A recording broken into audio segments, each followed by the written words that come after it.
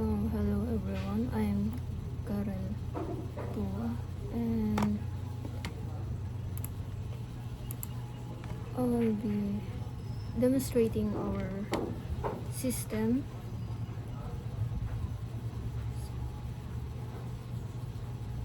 So, hello po, I'm Karen Tua and I will demonstrating our system, disaster response management system for Calawes.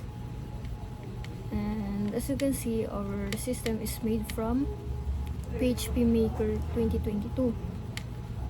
So let's log in the admin first. So as you can see po, ito po yung dashboard ni admin.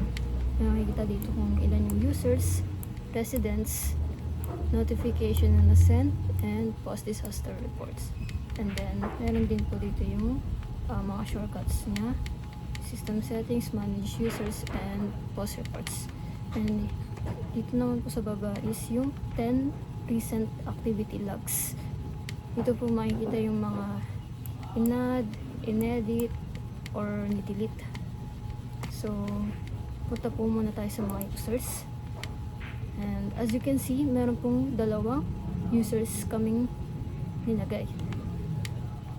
Isang merong level ID na barangay official and isang user na may level ID ng resident. Ito po yung, nandito po yung mga user levels. Ayan po yung dinagin namin, barangay official and resident. Dito po sa barangay official, halos same lang po sa admin. Ang pinagkaibaan lang po nila is si barangay official, hindi siya pwedeng mag-delete.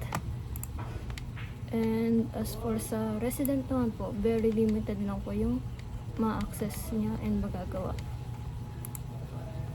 And let's go first sa mga residents naman po. As you can see, meron na po siyang data.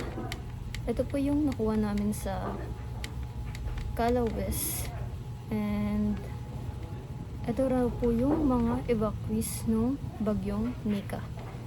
So nilagay na lang po namin sila dito muna. And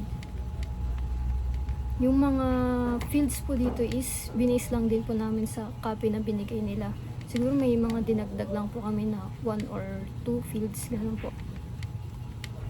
And dito naman po sa evacuees, dito po mag-a-add yung mga user ng kapag merong nag-evacuate sa evacuation center.